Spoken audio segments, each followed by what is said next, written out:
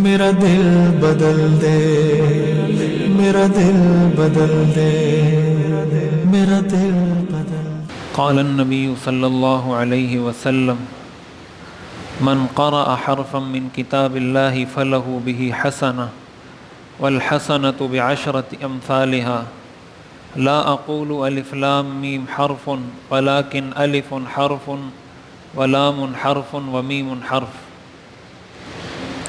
حضرت عبداللہ ابن مسعود رضی اللہ تعالیٰ عنہ فرماتے ہیں حضور نبی کریم سرور دو عالم صلی اللہ علیہ وسلم نے ارشاد فرمایا، جس نے قرآن کریم کا ایک حرف پڑھا اللہ تعالیٰ اس کو ایک نیکی عطا فرمائیں گے، والحسنۃ بعشرۃ امثالها، اور اس ایک نیکی کے بدلے میں 10 نیکیوں کا ثواب عطا فرمائیں گے۔ پھر آگے آپ نے فرمایا لا اقول الف لام میم حرف، میں یہ نہیں کہتا کہ الف لام میم ایک حرف ہے، ولیکن الف حرف ولام حرف ومیم حرف، بلکہ الف ایک حرف ہے، لام دوسرا حرف ہے اور میم تیسرا حرف ہے۔ اس حدیث سے قرآن کریم کی تلاوت کی فضیلت اور ثواب کا اندازہ لگایا جا سکتا ہے۔ ترمذی شریف کی روایت ہے کہ ایک حرف پڑھنے پر اللہ تعالیٰ 10 نیکیاں عطا فرماتے ہیں، اور پھر حضور علیہ الصلاۃ والسلام نے کتنی وضاحت کے ساتھ اس کو بیان کیا کہ کوئی ایک حرف کا مطلب ایک لفظ نہ سمجھ لے، کوئی یہ نہ سمجھ لے کہ الف لام میم پڑھیں گے تو یہ ایک حرف ہوگا اور اس سے مجھے 10 نیکیاں ملیں گی۔ آپ نے فرمایا کہ الف لام میم کے اندر 3 حرف ہیں، اور الف لام میم جو پڑھے گا تو اس کو 30 نیکیاں ملیں گی۔ اب قرآن کریم کے اندر کتنے حروف ہیں، اگر انسان اس کی تلاوت کا معمول بنا لیتا ہے قرآن کریم کی تلاوت کا، اور پھر رمضان المبارک میں حدیث شریف میں آتا ہے کہ نفل کا ثواب فرض کے برابر کر دیا جاتا ہے، تو اگر اسی قرآن کریم کی تلاوت رمضان المبارک میں ہو تو اس کی فضیلت کتنی بڑھ جائے گی۔ اور رمضان یہ ماہ قرآن ہے، قرآن کریم میں آتا ہے شہر رمضان الذی انزل فیہ القرآن، رمضان وہ مہینہ ہے جس میں اللہ نے قرآن کریم کو نازل کیا ہے۔ سورۃ القدر میں اللہ نے فرمایا انا انزلناہ فی لیلۃ القدر، کہ قرآن کو ہم نے لیلۃ القدر میں نازل کیا۔ اس مہینے میں اللہ نے قرآن نازل کیا ہے۔ جب اللہ نے اس مہینے میں نازل کیا ہے، اس کا مطلب اس مہینے کے ساتھ کوئی خاص جوڑ ہے، کوئی خاص لنک اور ربط ہے، اس لیے اللہ تعالیٰ نے قرآن کے نزول کے لیے اس مہینے کا انتخاب کیا کہ قرآن نازل کرنا ہے تو اس مہینے میں نازل کرنا ہے۔ اس سے پتہ چلتا ہے کہ ان کی باہمی نسبت بہت مضبوط ہے۔ حدیث شریف کے اندر آتا ہے، حضرت عبداللہ ابن عمر رضی اللہ تعالیٰ عنہ اس حدیث کے راوی ہیں، حضور علیہ الصلاۃ والسلام نے ارشاد فرمایا الصیام والقرآن یشفعان للعبد یوم القیامہ، کہ روزہ اور قرآن قیامت کے دن انسان کی شفاعت کریں گے۔ جو قیامت کے دن شفاعت کرنے والی شخصیات ہیں یا شفاعت کرنے والی چیزیں ہیں، ان میں سے ایک چیز روزہ ہے اور دوسری چیز قرآن کریم ہے۔ روزہ بھی انسان کی شفاعت کرے گا، قرآن بھی انسان کی شفاعت کرے گا، اور قیامت کے دن کسی کے لیے اگر کوئی سفارشی مل جائے، کوئی شافع قیامت کے دن اگر کسی کو مل جائے، جس کے بارے میں اللہ فرماتے ہیں یوم یفر المرء من اخیہ و امہ و ابیہ وصاحبتہ وبنیہ، کہ انسان اپنے بچے سے، اپنے بھائی سے، اپنی بیوی سے، اپنے شوہر سے، اپنے بھائی سے، اپنے بیٹے سے دور بھاگے گا۔ ہر شخص ایک دوسرے سے دور بھاگ رہا ہوگا۔ اس موقع پر اگر کوئی سفارشی ہمیں مل جائے جو اللہ کے سامنے سفارش کرے، حدیث میں آتا ہے یقول الصیام، روزہ اللہ کو کہے گا ای ربی، اے میرے رب، منعتہ الطعام والشہوات بالنہار، میں نے دن کے وقت اس کو کھانے پینے اور خواہشات نفس کو پورا کرنے سے باز رکھا، میری وجہ سے یہ کچھ کھاتا پیتا نہیں تھا اور اپنی خواہشات کی تکمیل نہیں کرتا تھا، فشفعنی فیہ، لہٰذا اس شخص کے بارے میں میری سفارش قبول کی جائے۔ وَيَقُولُ القرآن، اور قرآن کہے گا منعتہ النوم باللیل، میں نے رات کے سونے میں خلل ڈالا، یہ قرآن سننے کے لیے راتوں کو جاگا کرتا تھا، رات کو کھڑا ہوتا تھا، جس کی وجہ سے اس کی نیند میں خلل پڑ جاتا تھا، فشفعنی فیہ، لہٰذا میری سفارش بھی اس کے بارے میں قبول کی جائے۔ حضور علیہ الصلاۃ والسلام نے فرمایا فیشفعان، ان دونوں کی سفارش قبول کی جائے گی۔ اللہ تعالیٰ روزے کی شفاعت بھی قبول کریں گے اور قرآن کی شفاعت بھی قبول کریں گے۔ اب یہ کتنا بڑا چانس ہے، کتنا بڑا موقع ہے، کتنا بڑا ایک ہمارے پاس ایک گولڈن چانس ہے، سنہری موقع ہے کہ ہم اس سے فائدہ اٹھائیں، قرآن کریم سے اپنے آپ کو جوڑیں، قرآن کریم کی تلاوت کو اپنا معمول بنائیں۔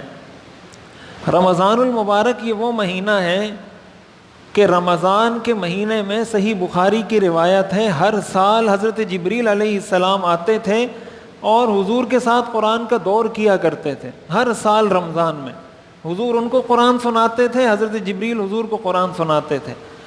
اور جس سال حضور علیہ الصلاۃ والسلام کا آخری رمضان تھا، اس سال حضرت جبریل نے 2 دفعہ دور کیا حضور کے ساتھ۔ ایک دفعہ حضور نے سنایا، پھر حضرت جبریل نے سنایا، پھر حضور نے سنایا، پھر حضرت جبریل نے سنایا، اور اس کے بعد حضور نے فرمایا کہ مجھے یہ معلوم ہوتا ہے کہ اب میرا وقت قریب آ چکا ہے، اس لیے کہ ہر سال جبریل میرے ساتھ 1 دفعہ دور کیا کرتے تھے، اس سال انہوں نے 2 دفعہ دور کیا۔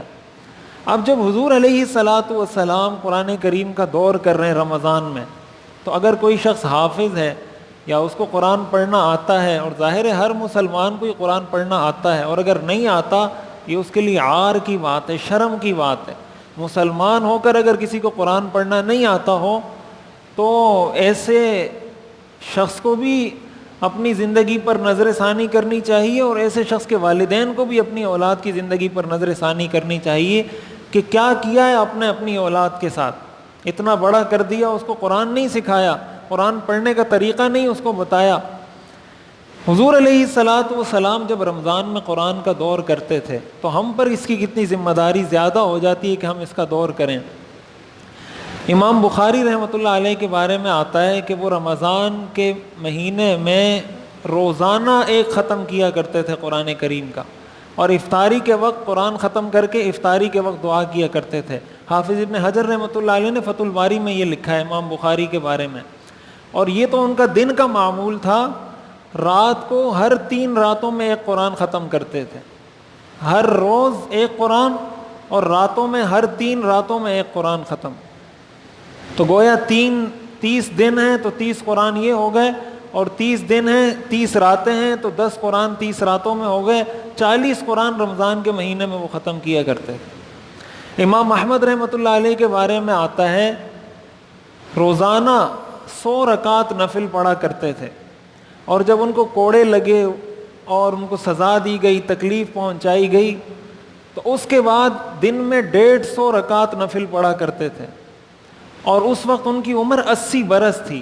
80 برس کی عمر میں ان کا یہ معمول تھا کہ 150 رکعت نفل پڑھا کرتے تھے، اور قرآن کریم کی تلاوت کا ان کا یہ معمول تھا کہ روزانہ دن میں 1 ختم قرآن کریم کا کیا کرتے تھے۔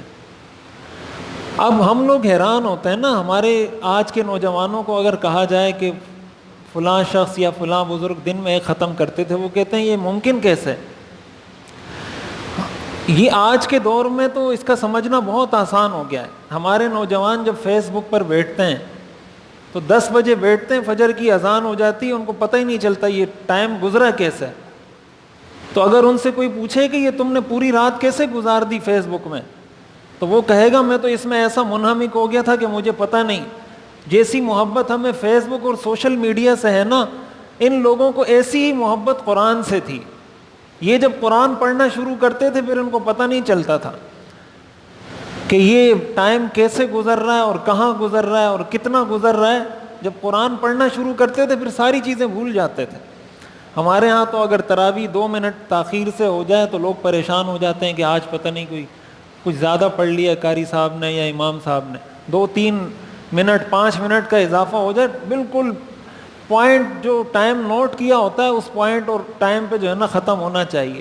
1-8 منٹ اوپر نیچے ہو گیا تو بس قیامت آ جائے گی، اس لیے کہ باہر جا کے اس نے قوم کے لیے اور پاکستان کے لیے بہت بڑے کوئی کارنامے کرنے، 1 منٹ اگر مسجد میں گزر گیا تو بس تباہی ہو جائے گی۔ یہ ہمارا حال ہے، اور فیس بک پر بٹھا دیں، سوشل میڈیا پہ بٹھا دیں، یوٹیوب پر بٹھا دیں، کمپیوٹر پہ بٹھا دیں، گپ شپ کے لیے سڑک پر چائے کے ہوٹل پہ بٹھا دیں، گھنٹوں گزر جاتے ہیں ہمیں پتہ نہیں چلتا. ہم مسلمان ہیں. پھر یہ رمضان کا مہینہ ہے, یہ خاص قرآن کا مہینہ ہے. اس چیز کا ہم اہتمام کریں, گھروں میں ایسا ماحول بنائیں کہ والدین ایک دوسرے سے مقابلہ کریں. والدین ہیں اپنے بچوں کو بتائیں کہ بھائی میں نے اس رمضان میں 2 ختم کرنے, بیٹا کہے بیٹی کہے میں نے 3 ختم کرنے.